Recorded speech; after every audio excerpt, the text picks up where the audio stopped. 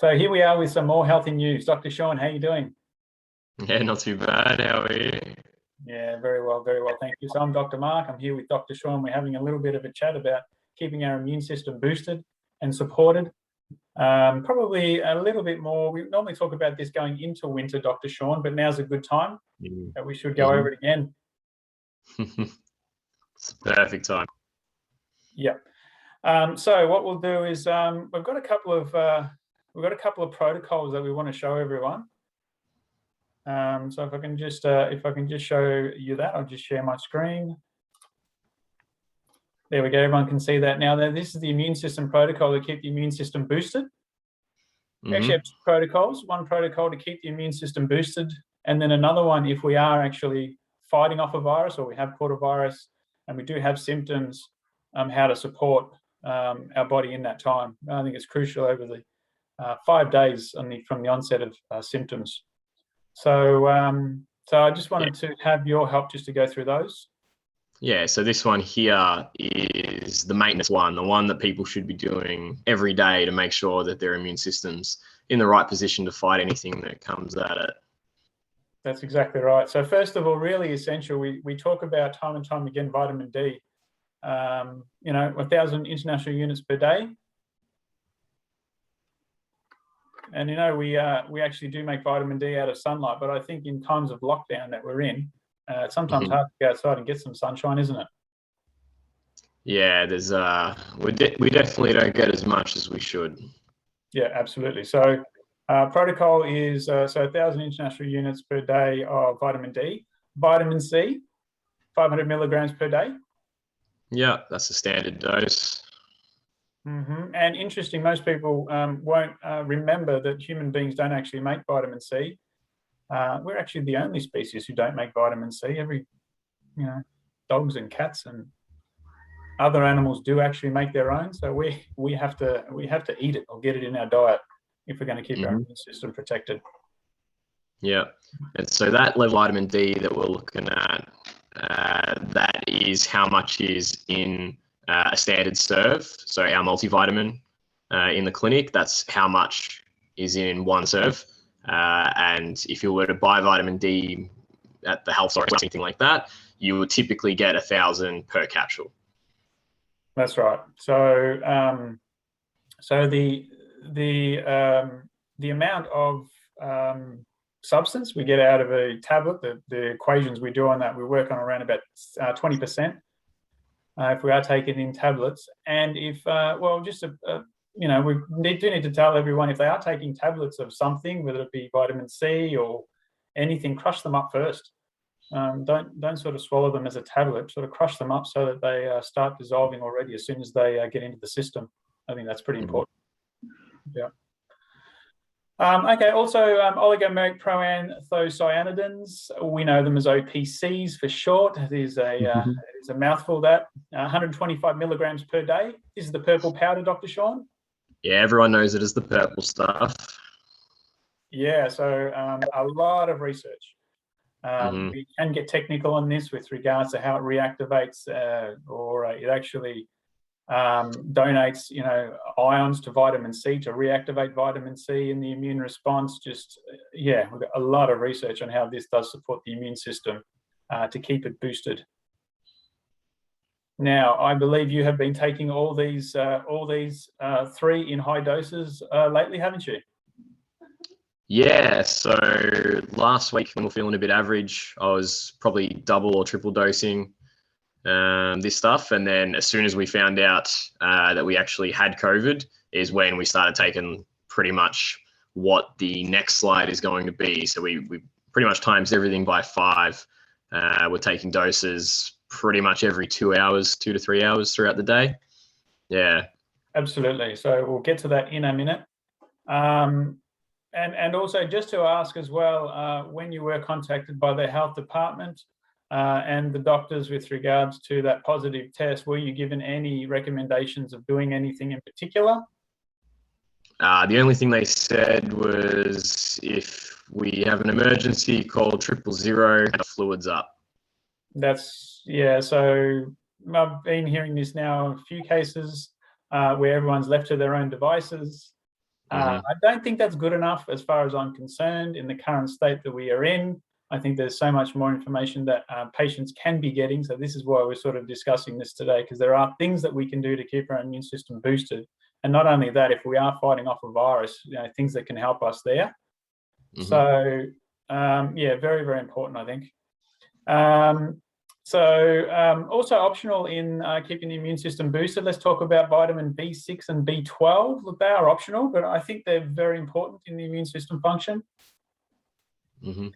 They actually support production of red blood cells and the transference of nutrients or the binding of red blood cells as well, which is hugely important in the immune system. So if you do any research out there, whoever's watching this on the immune system, B6 and B12 will come up a lot. So that's to keep the immune system boosted. So let's go to, I believe, if I can change that slide, Dr. Sean. There we go. Here's the immune system protocol when the immune system is fighting off a virus. If we have symptoms, so that's a perfect way to know that, or there is a cytokine storm happening. So the first 5 days from symptoms is crucial. So vitamin D, we want to up that to 5,000 international units once a day for 5 days. Those levels of vitamin C in the practice, we have our multivitamin has 1,000 international units in it. Our straight vitamin D with K2 is a 5,000 international unit dosage of it. So that's the super high dosage. And that's why we get that in because this is a way to keep the immune system way boosted with regards to vitamin D. Vitamin C, 2,500 milligrams once a day for 5 days. This is high dosage vitamin C. Could be higher than that, but that's going to be high enough. There are reports also in the literature too, if anyone wants to have a look at that too, anywhere from 5,000 to 12,000 milligrams a day when there is a cytokine storm or we're fighting off a virus. We are very confident that 2,500 milligrams taken isotonically or deliverable at a high rate in the body is sufficient. I believe those higher levels are given because people will mostly be taking tablets. If you take a 1,000 milligram tablet and you're getting 20% of it, you're getting about 200 milligrams. So really, to get around about 2,000 to 2,500, you've got to take 10 to 15 of those tablets. So I think they write those papers up at the 5,000 to 12,000 milligrams because the delivery in a tablet is much less than in an isotonic form. So that's just something. The absorption. So Dr. Sean, go ahead. Yeah, it's the absorption. Yeah, you get better absorption, you get more into the bloodstream, you're going to have to take less of it. Let's move on to zinc sulfate, 220 milligrams once a day for 5 days. Zinc sulfate actually acts within the cells in an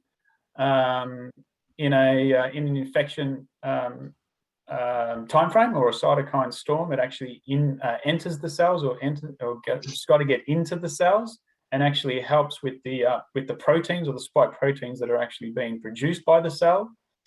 Now, to get the zinc sulfate in the cells, something's got to allow it to break through, and that is the OPCs or the purple powder, once again, Dr. Sean, except a larger dose, much larger dose.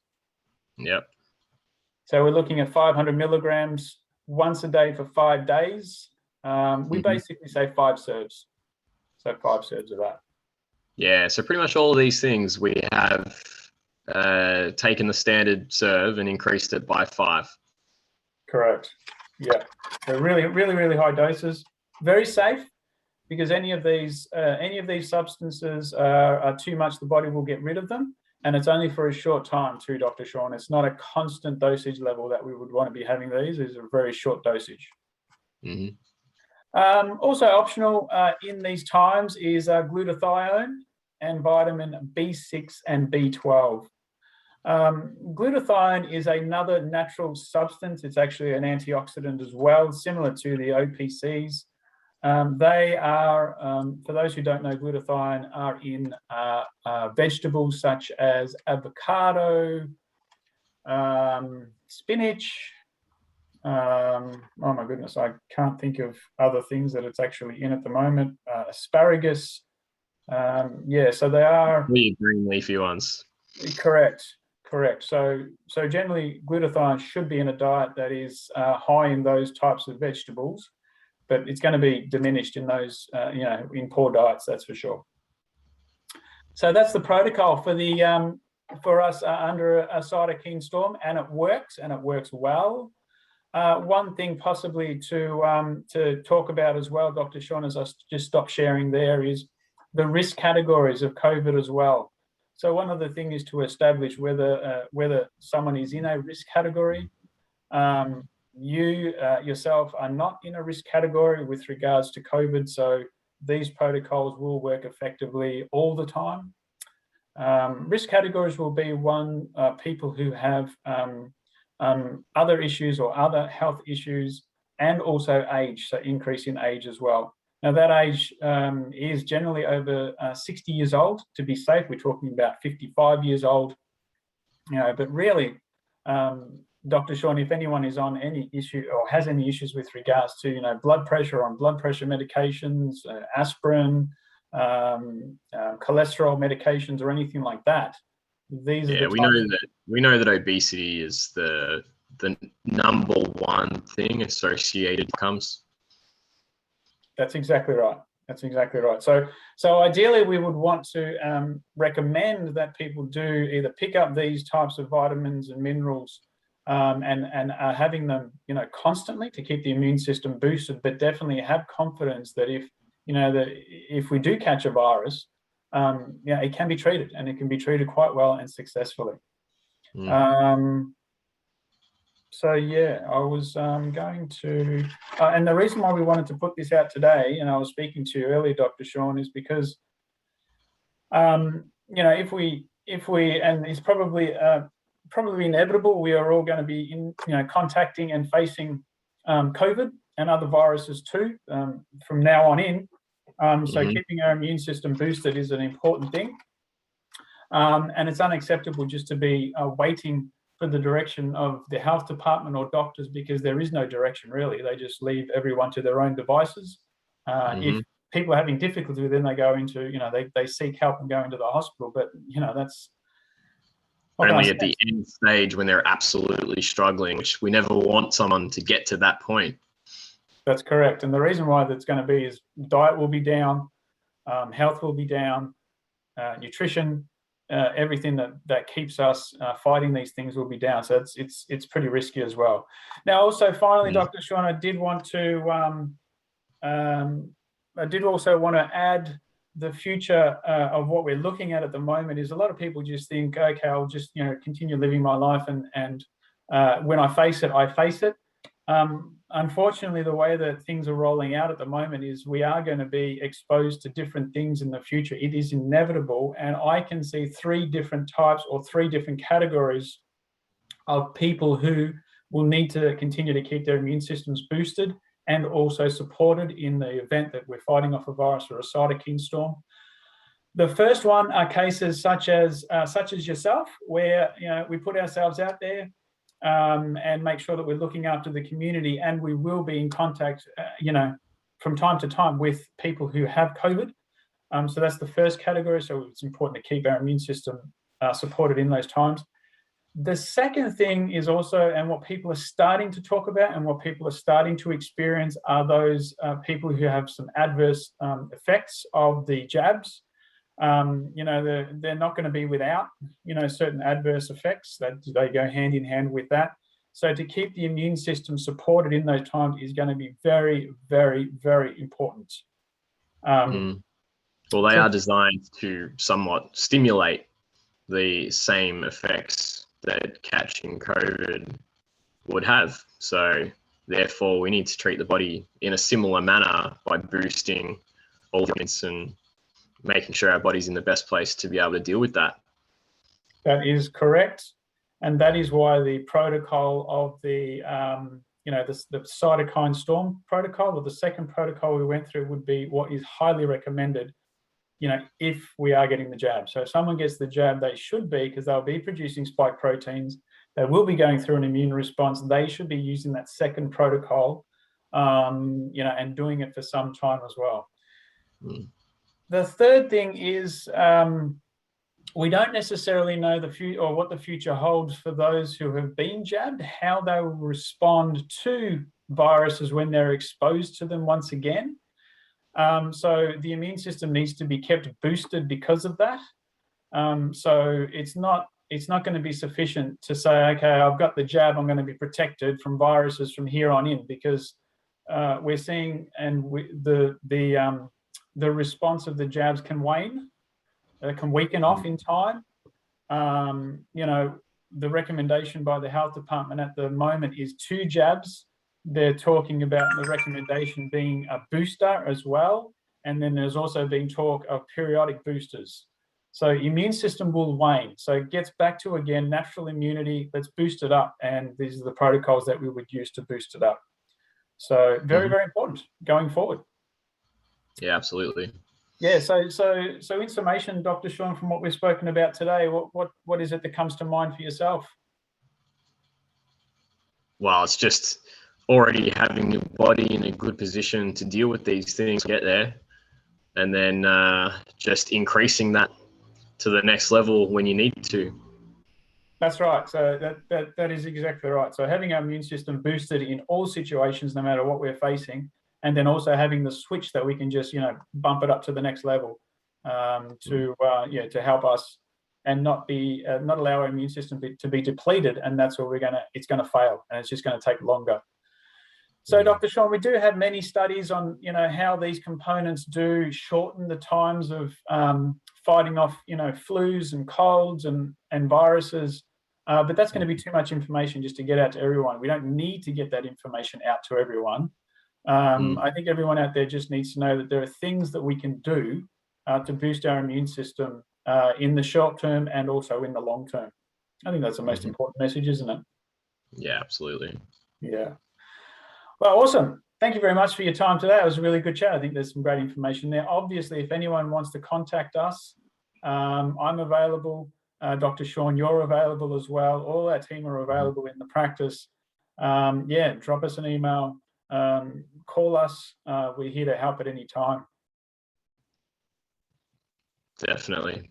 Yeah. All right, Dr. Sean, look after yourself. Keep taking those vitamins. We will see you very, very soon. Keep recovering. You're doing really well. Yeah, I'll see you later. See you, everyone. Bye.